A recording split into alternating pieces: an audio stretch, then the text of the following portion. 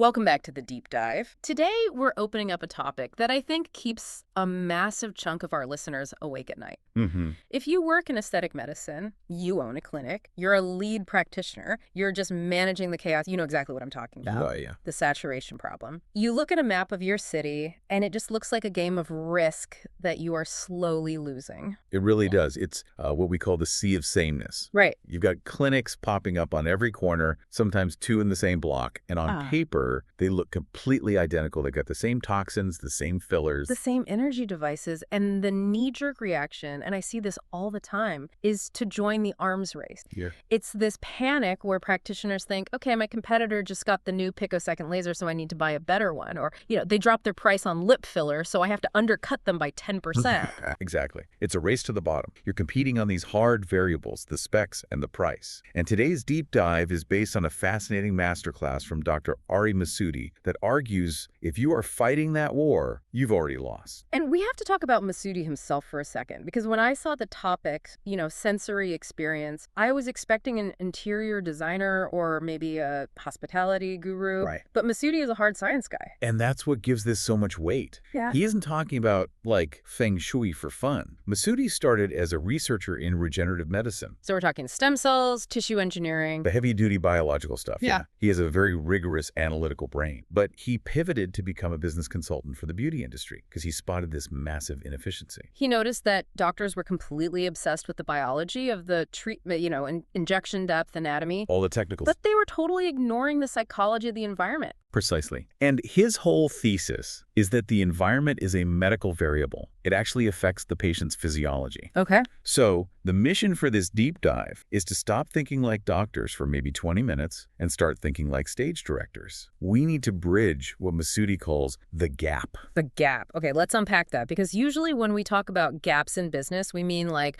revenue versus projection. This is more fundamental. On one side, you have the operational clinic. That's what you, the owner, see. The sterile fields, the scheduling software, safety protocols. The profit margins. It's the machine. But then on the other side, you have the emotional journey. That's what the patient feels. What the patient physically feels, smells, hears, and sees from the moment they park their car. So the gap is that massive distance between what you think you're delivering excellent medical care and what the patient actually experiences, which is often, just low-level anxiety. And usually we try to fix that anxiety with decor. But Masudi is pretty savage about the way most clinics look. Oh, he is. He identifies this problem of sameness. I mean, I want everyone listening to just close their eyes and picture a high-end aesthetic clinic. What do you see? Okay, I'm seeing white walls, very, very bright, high-gloss marble floors. Check. Gold accents. You have to have the gold accents. Maybe a velvet chair somewhere. And what's on the TV? Oh, the muted TV in the corner playing a loop of a fashion show from, 2014. Why is it always a fashion show? No, it's the uniform. It's just mimicry. Doctors look at the successful clinic down the street and they copy it because they think, well, this is what premium medicine looks like. Right. But Masudi argues this visual sameness completely destroys your pricing power. If you look exactly like the clinic next door, the patient just assumes the service is a commodity. Like gas stations. Exactly like gas stations. You don't care which one you go to, you just look for the cheapest price. That is a terrifying comparison for a doctor. You do not want to be a gas station. Yeah. So how do we break out of that? Masudi talks about defining a universe. Right. A clinic universe. Yeah.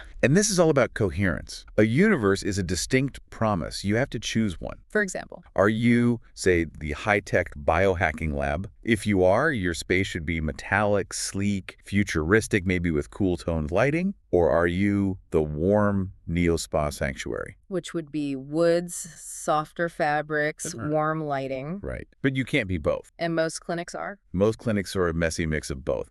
They've got the high-tech laser right next to a little Zen Buddha statue. It just confuses the patient's brain. So if I'm a clinic owner listening to this and I'm looking around my waiting room thinking, oh no, I'm a total mess, what do I do? Do I have to burn it all down? No. Not at all. Masudi suggests this zero-cost exercise called the subtraction audit. And I love this because it's so actionable. Okay. You go into your waiting room and you look at every single object, the posters, the magazines, the vase on the counter, and you ask one question. Does this object fit my defined universe? And if the answer is no, it goes. Even if it's an expensive chair, even if it was a poster your rep gave you for free. especially if it was a poster your rep gave you. Especially then. If it confuses the narrative, it is just noise. He says it is almost always more powerful to remove items than to add them. A cluttered space signals a cluttered mind. And nobody wants a doctor with a cluttered mind. That's a great way to put it. Subtraction over addition. Okay, so we've set the stage, we've defined our universe, now let's walk the patient's journey. Masudi breaks this down chronologically, starting right at the arrival. The first 5 minutes. He calls this a conversion tool. That's an interesting reframe. Usually the waiting room is just, well, waiting, it's dead time. Not in Masudi. He argues these first 5 minutes set the emotional baseline for the entire appointment. Okay. Think about the physiology of stress. If a patient struggles to find parking, then they struggle to pull open a heavy door, then they stand at the reception desk and they're being ignored. What happens? Their cortisol spikes, they go into a threat state. Exactly. And then they walk into the consult room, and the doctor has to spend the first 15 minutes just talking them off the ledge. You're fighting an uphill battle. You're fighting an uphill battle against their nervous system. So Masudi suggests the walk-in test. How do we do that? You, the owner, you physically leave the building, clear your head, then walk in through the front door like a brand new patient. What's the very first thing you smell? What's the first sound you hear? Is the signage clear? Right. And crucially, he has this 10-second rule for greeting. 10 seconds sounds generous, actually. It feels like an eternity if you're the one being ignored. The rule is simple. Acknowledgement has to happen within 10 seconds. It doesn't have to be a full intake, right? No, the receptionist could be on the phone, but eye contact, a nod, a smile, just something that says, I see you. Because if they don't get that, they feel invisible. And people come to aesthetic clinics to be seen, to be enhanced. Making them feel invisible is like the ultimate insult. Let's move deeper into the sensory stuff. Masudi calls this the invisible architecture, sound and scent. And I feel like sound is the one where clinics really drop the ball. That's the Wild West. The most common error is just relying on the staff's personal Spotify account. Right. So you walk in, and it's top 40 radio, complete with ads for car insurance, or, frankly, what's worse, is total silence. See, I would have thought silence is good. You know, clinical, serious,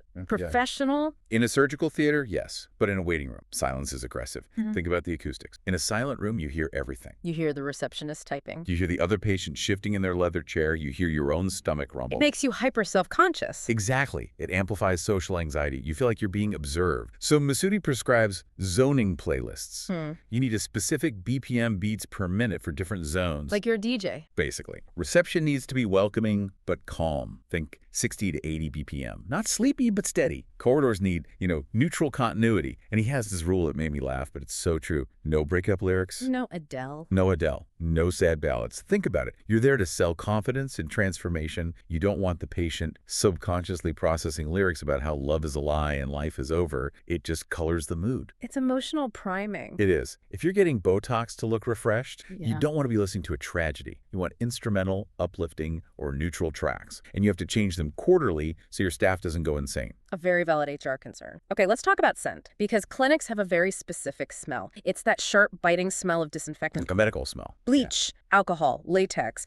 Now, logically, doctors think that smells clean, that smells safe. Sure. But Masudi points out that for the patient, that smell triggers medical trauma. It reminds them of the dentist. The dentist, the hospital, a time they were sick. It triggers the amygdala. I mean, your olfactory bulb, your smell center, is directly wired to the limbic system, which controls emotion and memory. It bypasses the logical brain. So before they even think, oh, it's clean, their body feels danger. Right. So we need to mask it. But please tell me we are not talking about those plug-in air fresheners from the grocery store. Oh, God, no. No. Masudi is very clear. No cheap candles, no plug-ins. That smells like a cheap taxi. It degrades the brand. He suggests a professional diffusion system, either HVAC integrated or a high-end standalone unit to create a signature scent. So it's part of the universe again. Exactly. If your universe is medical minimalist, maybe the scent is white tea and thyme, crisp, clean, but not chemical. If you're more of a luxe spa, maybe a sandalwood and amber, something warmer, it anchors the brand in their memory. Okay, I want to get to the part of the masterclass that I found the most technically surprising. Lighting. I always just assumed brighter is better. You need to see the veins, right? You do. But this is where Masudi distinguishes between the technical layer and the emotional layer. And this is so critical. A standard surgical light is usually around 5,000 to 6,000 Kelvin. Very blue, very white, very harsh. Exactly. It's designed to show contrast, which is great when you're injecting a needle. Essential. Yeah. But terrible when you're consulting. Masudi describes the mirror moment. Imagine this. You've just performed a flawless lip augmentation. Technically perfect. You sit the patient up. The overhead 5,000 Kelvin light is just blasting down from the ceiling. You hand them the mirror. What do they see? Well, overhead light creates shadows, so bags under the eyes. Deep shadows under the eyes. Every single pore is highlighted. The skin looks grayish because of that blue light temperature. They look tired. They look, frankly, older. So even though the lips are perfect, patient feels ugly. Exactly. Their visceral reaction to their own reflection is negative. They might politely say, "Oh, nice," but inside, they're disappointed. You have accidentally sabotaged your own work. That is wild. It's physics sabotaging psychology. So Masudi suggests the mirror test. You need to have a secondary lighting system. Warm side lighting like a vanity mirror or a ring light set to maybe 2700 or 3000 Kelvin. Ah. So when it's time for the reveal, you kill the overheads, you turn on the beauty light, and then you hand them the mirror. You let them see the best version of themselves. It's not deception, it's presentation. You wouldn't sell a diamond in a dark alley. You put it under a spotlight.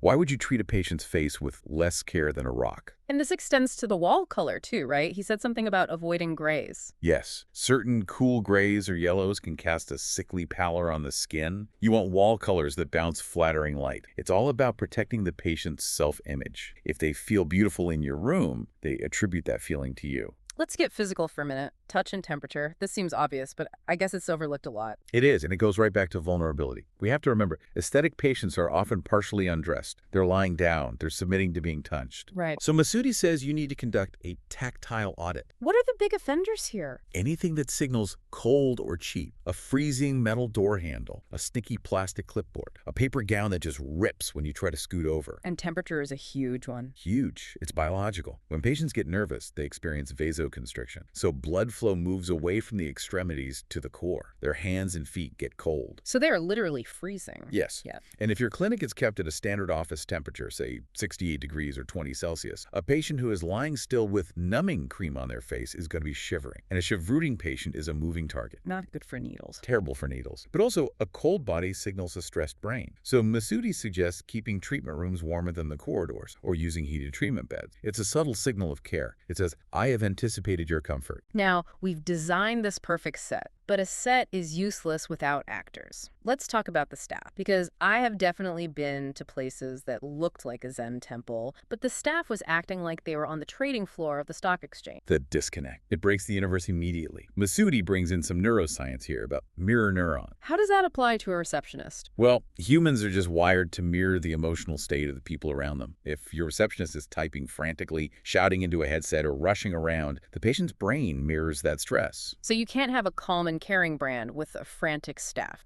It's impossible. It's about speed of speech and speed of movement. If you want to project luxury, your staff needs to move with purpose, not with panic. So he suggests training staff on sensory awareness. What does that training even look like? It means it's part of their job description to notice the environment. It's their job to notice if the music has stopped. It is their job to notice if the waiting room is too cold. They become the guardians of the experience. And he also wants to change the way staff and doctors talk to patients. He mentions co-creation. Yes. This is moving away from the passive patient model. Usually, the patient is just a body to be worked on. Right. Masudi wants a partnership. It starts with the paperwork. Instead of a generic medical history form, he suggests an intent form. What's on an intent form? Emotional question. Things like, what is non-negotiable for you? What are you most afraid of looking like? How do you want to feel when you look in the mirror? That is so different from list your allergies. It forces the patient to articulate their desire, not just their complaint. And it gives the doctor a roadmap for the emotional side of the consult. So it's not just a lecture. No, you're using tactile tools. Give them the box of filler to hold. Let them feel the texture. Sketch on a diagram with them. When they physically engage with the process, their buy-in goes through the roof. They're not being sold to, they're buying in. Ex Okay, so we've got the universe, the sensory layers, the lighting, the staff training. This sounds like a massive overhaul,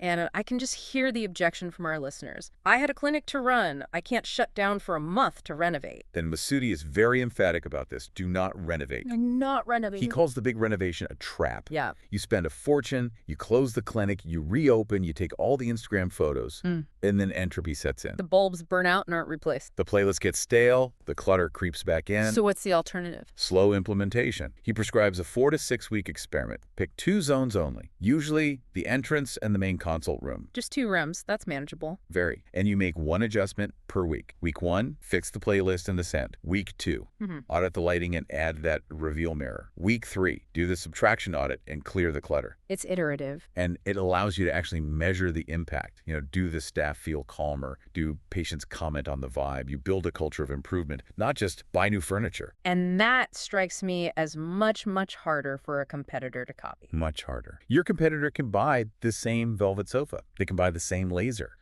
But they cannot easily build a culture register where the receptionist instinctively knows to lower the music volume when a stressed patient walks in. That is the radical competitive edge. So let's land the plane here. Why does this all matter for the bottom line? We're talking to ambitious practitioners. They want to know the ROI on the scent diffuser. The ROI is retention and pricing power. Masudi connects this directly. When a patient feels truly held by an experience, when they feel safe and seen and validated by the environment, they don't just come back, they become evangelists. Word of mouth. And crucially, it shifts you out of that commodity trap. If you're selling 1 milliliter of Juvederm, you're competing with the clinic down the street selling it for $50 less. Right. But if you're selling confidence, safety, and a transformative experience, there is no price comparison. You can charge fees that reflect your expertise because the patient feels the value. It stops being a transaction and starts being a relationship. Exactly. The product isn't the syringe. The product isn't even the smoother skin. The product is the patient's pride. It's how they feel when they walk out that door. That is a powerful thought. The product is the emotion. Always. So here's the challenge for our listeners this week. Tip. Masudi suggests 2 concrete steps you can take immediately. First, define your universe. Can you do it in 1 sentence? Who are you? And second, do the walk-in test tomorrow morning. Don't use the back door, use the front door. Walk in and be absolutely ruthless with your own senses. What do you smell? How does the light hit you? And if you catch yourself flinching at the smell of bleach or the sound of silence, And you know exactly where to start. this has been fantastic. It really, really changes the way you look at a waiting room. I don't think I'll ever be able to sit in a doctor's office again without critiquing the Kelvin of the light bulbs. Sorry about that. Once you see the invisible architecture, you can't unsee it. It's a good problem to have. To our listeners, go direct your stage. Create that universe. And we will catch you in the next deep dive. See you then.